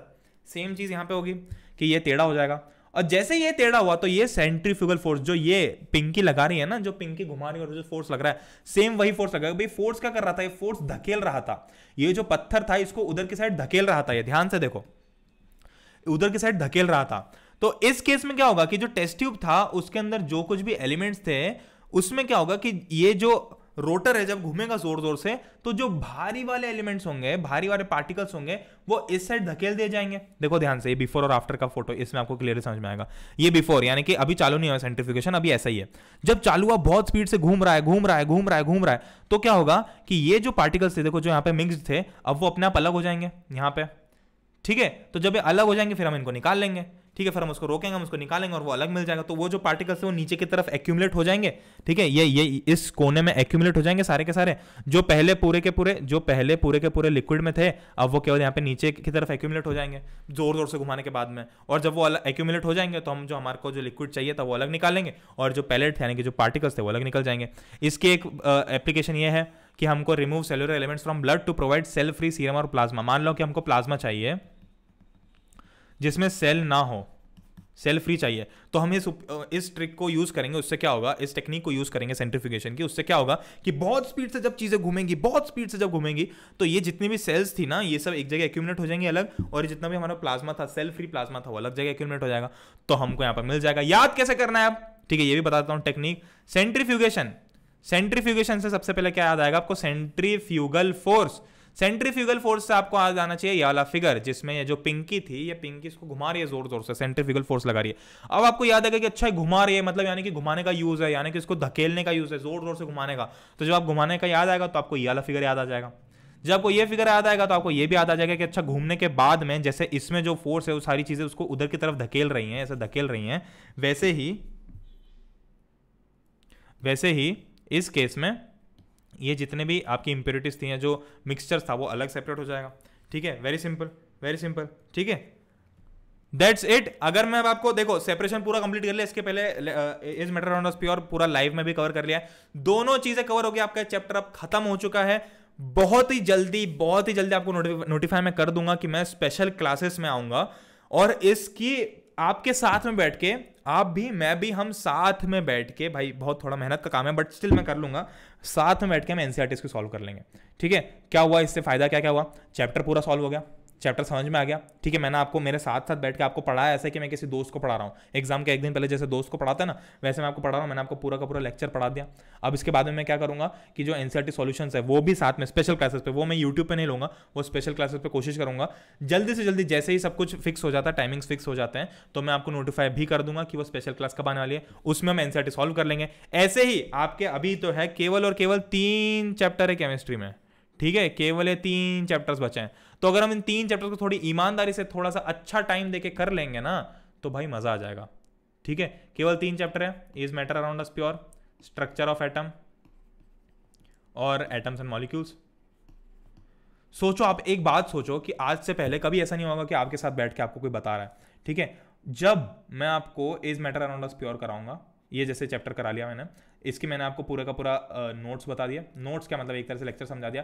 फिर इसके बाद मैं आपको एनसीईआरटी जो सबसे इंपॉर्टेंट होती है वो एनसीईआरटी भी साथ में बैठ के सॉल्व करूंगा। एक एक क्वेश्चन हम साथ में करेंगे। ठीक है, स्पेशल क्लासेस पे आपको एक क्वेश्चन दिखेगा, आपको करना है, फिर आपको आएगा नहीं आएगा उस पर डिपेंडिंग करके मैं आपको बताऊंगा कि उसको कैसे करना है, उसकी ट्रिक्स बताऊंगा उस क्वेश्चन की, कि आप इस क्वेश्चन को हमेशा कैसे कर पाओगे बिना भूले, वो चीज हम करेंगे। और जब मान लो, ये तो एक चैप्टर के लिए, जब मान लो कि ऐसे हम इसके लिए स्ट्रक्चर ऑफ एटम और एटम और मॉलिक्यूल्स, इन दोनों चैप्टर्स के लिए भी जब हम सेम चीज करेंगे तो थोड़ा सा टाइम डेफिनेटली लग जाएगा, बट आप सोचो आपके साथ में बैठ के पूरा चैप्टर खत्म हो जाएगा। जब हमारे साथ में कोई होता है तो हमको ऐसे फील नहीं आती कि हम ज्यादा टाइम दे रहे हैं। जब हमारे साथ में कोई होता है ना, हमको ऐसा लगता है कि हाँ सब कुछ हो रहा है अपने आप। और जब अकेले करते हैं ना तो बहुत ज्यादा टाइम लगता है, बहुत ज्यादा आलस भी आता है। वो चीजें यहाँ पे नहीं होंगी। क्विक रिकैप ले लें, सेपरेशन मेथड, सेपरेशन क्यों होगा, डिफरेंसेस क्रिएट हो जाते हैं। डिफरेंसेस कैसे होंगे हम यहाँ पे ढूंढेंगे, फिजिकल प्रॉपर्टीज में डिफरेंस होगा। ठीक है, अलग अलग टाइप 10 मेथड होते हैं, filtration, magnetic separation, sublimation, separating funnel, evaporation, crystallisation, distillation, fractional distillation, chromatography, centrifugation. कल की लाइफ में मुझे किसी ने बोला था कि मैं रैप गॉड की तरह बोलता हूँ। एनीवेज, डिफरेंसेस कुछ अलग अलग टाइप के डिफरेंसेस यहाँ पे दिए हैं। बॉइलिंग पॉइंट का डिफरेंस हो सकता है, पार्टिकल साइज का डिफरेंस हो सकता है। ऐसी चीज होती है फिल्ट्रेशन। फिल्ट्रेशन में क्या याद करोगे, फिल्टर याद करोगे। फिल्टर से याद है आपको फिल्टर पेपर से याद है कि छलनी से याद है कि हमने जब चाय छानते हैं तो चाय की पत्ती छलनी के ऊपर रह जाती है, दूध नीचे गिर जाता है। सेम हम यहाँ पे करेंगे सैंड और वाटर के साथ में, क्योंकि सैंड के जो पार्टिकल्स का साइज है वो बड़ा होता है, वाटर के पार्टिकल्स का साइज छोटा होता है। इवेपोरेशन हम यूज करते हैं जब डिफरेंस होता है वॉलेटिलिटी के केस में। ठीक है, जो जल्दी इवेपोरेट हो जाएगा, जो धीरे से इवेपोरेट होगा। हम क्या करेंगे, हम डाई को इसमें से अलग कर सकते हैं। हमने यहाँ पर वॉच ग्लास के ऊपर रखा, नीचे से डायरेक्ट, देखो डायरेक्ट कॉन्टैक्ट कभी मत देना, नहीं तो फिर वो बॉइलिंग के केस में इंक्लूड हो जाएगा। हम इसमें डायरेक्ट कॉन्टैक्ट नहीं देते, हम दूर दूर रखते हैं ताकि इवेपोरेशन स्पीड अप हो जाए।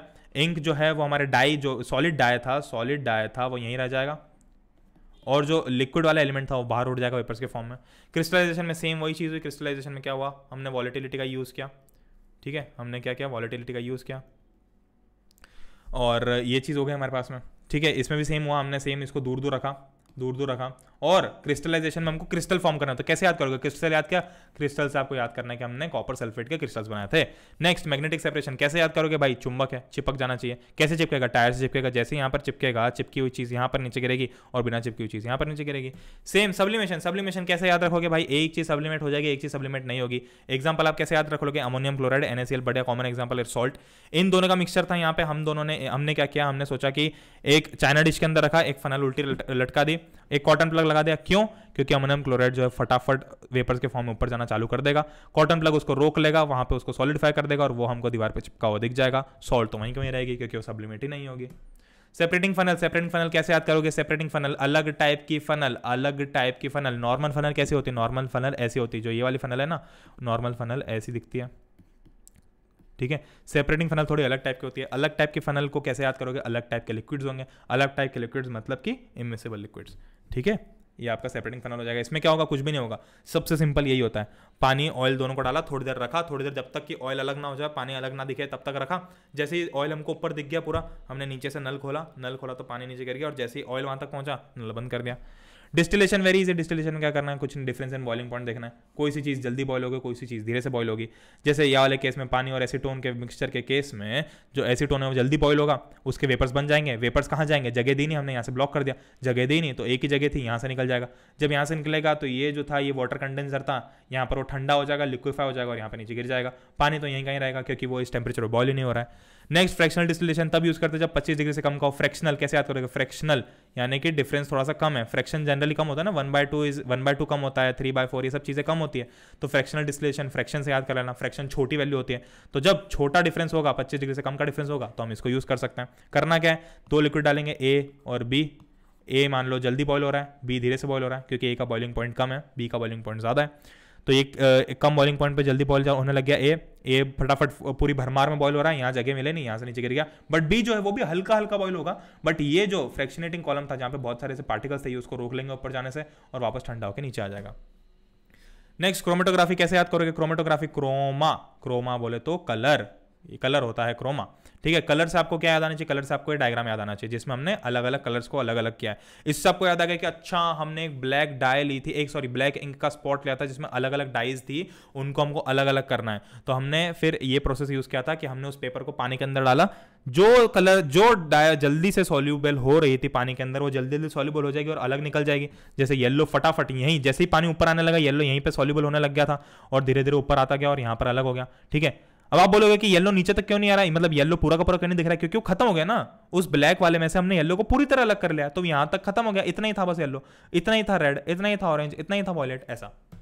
सेंट्रीफ्यूगेशन वेरी सिंपल, कैसे याद रखोगे? Centrifugation, centrifugal force. Centrifugal force से आपको एक फोटो याद आएगा जिसमें आप जोर जोर से घुमा रहे हो, घुमा के क्या क्या आपने उसको बाहर की तरफ धकेल रहे हो, बाहर की तरफ धकेल रहे हो। तो हम सेम चीज करेंगे, टेस्ट ट्यूब रखेंगे दोनों को बाहर की तरफ धकेलेंगे। एक जो चीज़ थी जिसकी मान लो इसके अंदर कुछ मिक्सचर थे, इंप्योरिटीज थी, वो जो है वो बाहर की तरफ धकेल के कोने में आ जाएंगी, सारी की सारी एक जगह एक्यूमुलेट हो जाएंगी।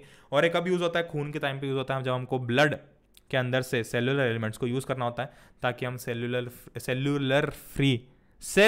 Cellular elements from blood to provide cell free serum और प्लाज्मा।